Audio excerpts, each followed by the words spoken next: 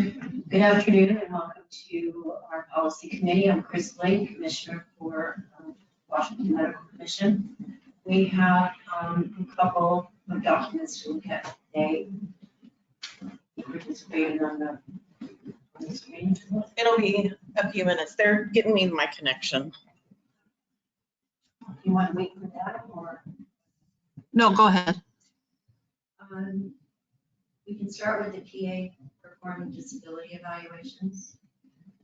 Mike, correct me if I'm wrong, but I think we're putting this together for, due to the fact that PAs are not being paid for this, and we're hoping that we can assist. Yeah, right. I understand it, and Mike Matthews have me to do this because CMS was telling DSHS that we're not going to pay for PAs to do disability evaluations because in CMS's point of view,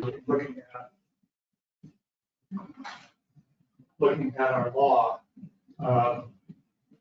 it was their opinion that PAs were not independent practitioners and therefore could not get reimbursed. DSHS, Mike talked to DSHS, and they want PAs to perform disability evaluations. So they said, can the medical commission issue a statement stating that it's within a PA's scope of practice to do a disability evaluation as long as it's not inconsistent with the practice plan or with the supervising physician's scope of practice. With the belief that if you issue an interpretive statement stating that, then CMS will pay for these evaluations. So this is a new document. That's the document that's slides before you. And I welcome any feedback on that. It's a fairly simple document, just recites the law and includes that the commission interprets the law, statutes, and WACs, and federal regulation, and is authorizing PAs to conduct a disability evaluation to determine whether a person is disabled, so long as they are competent. PA is competent based on education, training, experience, and evaluation is consistent with the practice. Straightforward, clear cut. I know it was great. I just read it and I agree. I agree as well. Do you have any issues? No, I had actually encouraged Micah to put it into a statement similar to the one that we're going to review in a minute. So I think this is good. Oh, okay, you're on the front of this. Yep. Okay. Okay, do we have any other members on the line? No. Okay, then this one will stand as a go to the group bar to be meeting tomorrow for approval. There were, Nicole and I pointed out a couple of little things that change. A few little grammatical things that probably not worth your time, but I want to point out the very last sentence. The last sentence is not well constructed, so I want to propose that say authority of a physician assistant to conduct a disability evaluation does not need to be specified in the practice. A little more clear.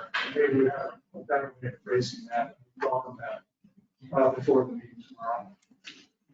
But I will send that out with track changes to everybody so you can see exactly what I did and see the other little changes we made. That's fine. The second document is PA ordering patient restraint. This is an existing interpretive statement that you adopted and reviewed at least once. The reason it's coming back before you is to reflect changes in the law. We revised the PA law a couple of years ago, and this hasn't changed any conclusion or any analysis other than citing the correct language in the statutes and rules. So it's just a legal update. I think it came to our attention, or the attention, because I had said, hey, let's do a for the previous, just like this, and we realized, oh, this one's out of date, we can fix it. So, yeah.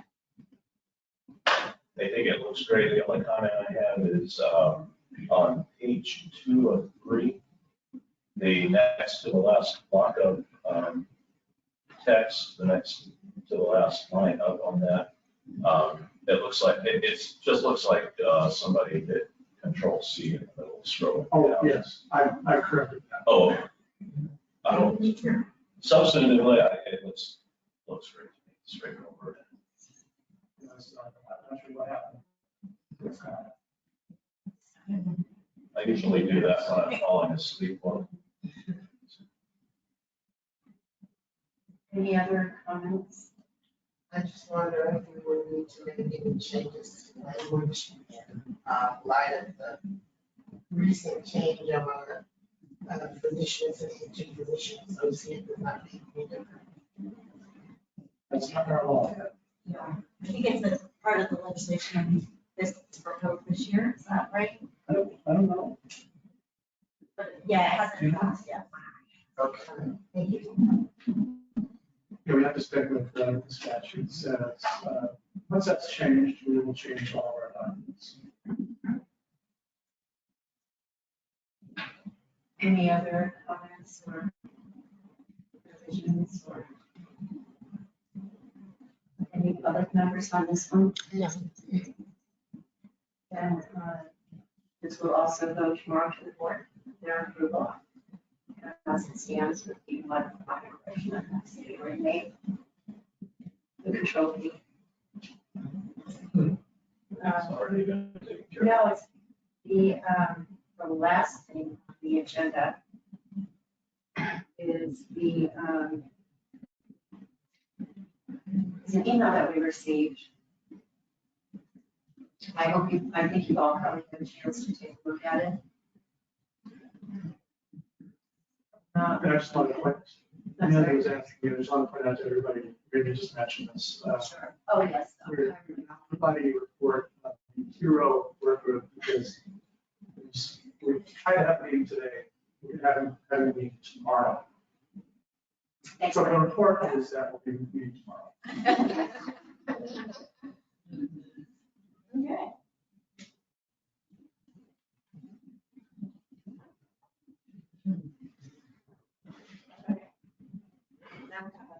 Okay, now we can talk about, and it's showing up on the screen here. If you had an opportunity to take a look at that, it did indicate that we should let Dr. Murphy know about this. She knows this provider, and we had a conversation with her prior to the meeting about this particular request that we received. I don't know if you want to talk about her input on this, or if you just want to go and read it and discuss it. But, well, I just always answer that question.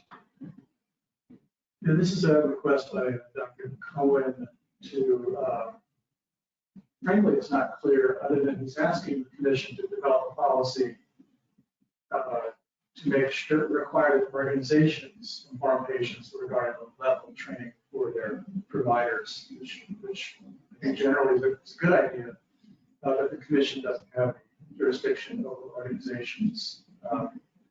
The commission, if it chooses to, can encourage its licensees and these PAs to make sure that the other people who work with them accurately identify their level of training.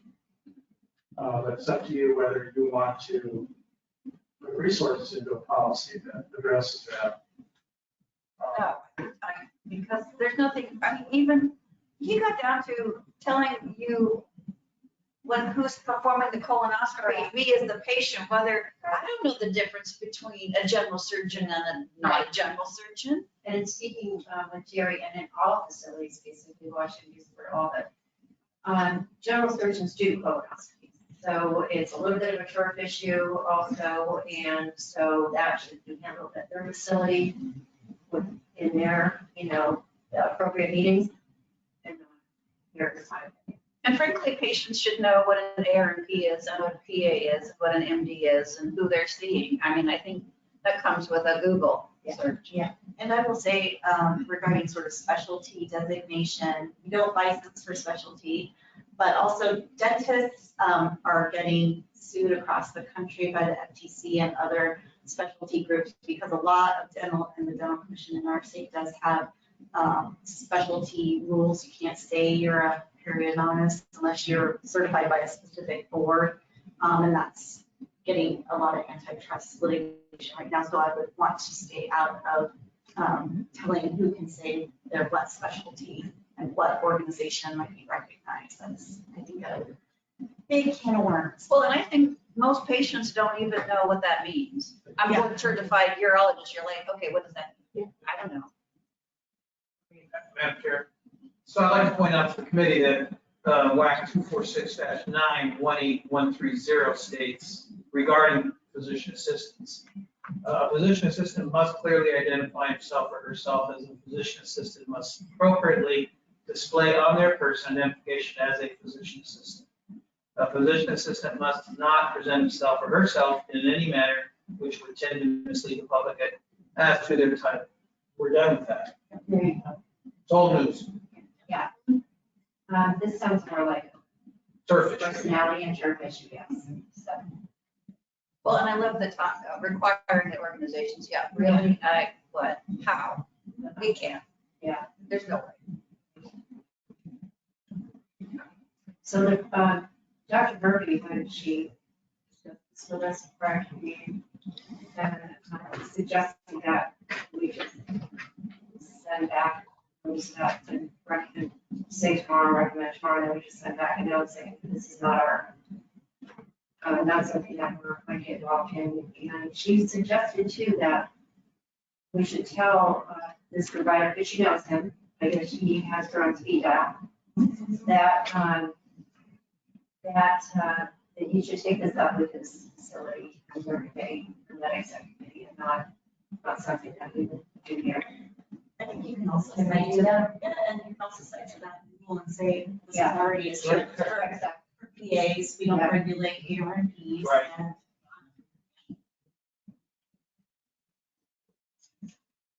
Any other discussion on that? Yeah, what does AGAF mean after his name? If I'm a patient, I don't even know what that means. Right. You should explain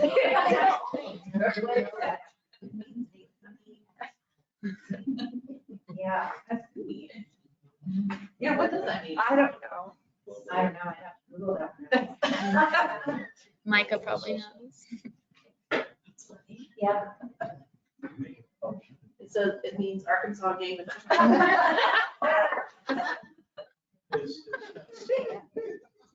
Yeah, the alumni goes. American Gastroenterological Association Fellow. Oh, he's not a fellow. Yeah. Okay. Well, and then there's another thing that, What is a fellow? I don't even know. Is that partly, is that really good or like? Yeah. It's good? Okay. Well, no one knows that. and there's another gastroenterologist, Well, or understand GI she's job for surgeon, job. subspecialty here, so there are people who identify themselves as GI surgeons when, no, there's general surgeons, but not GI subspecialty, so it can get very hairy, very quickly, if you decide to go this route. I'm all for dropping in on it. Okay. That's no other public, No. that is, yeah, I was just gonna say, yeah, that, ends our meeting. Meeting's adjourned.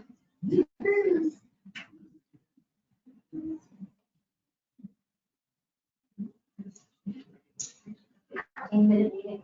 A lot of, it's exactly what I was scared of. I almost did it. Nope. Yeah, Rick's one. Peter, Reese, Jeff, Mahi, Joel, our Polly analyst, Heather, and then Jim was on. Joel. Joel, the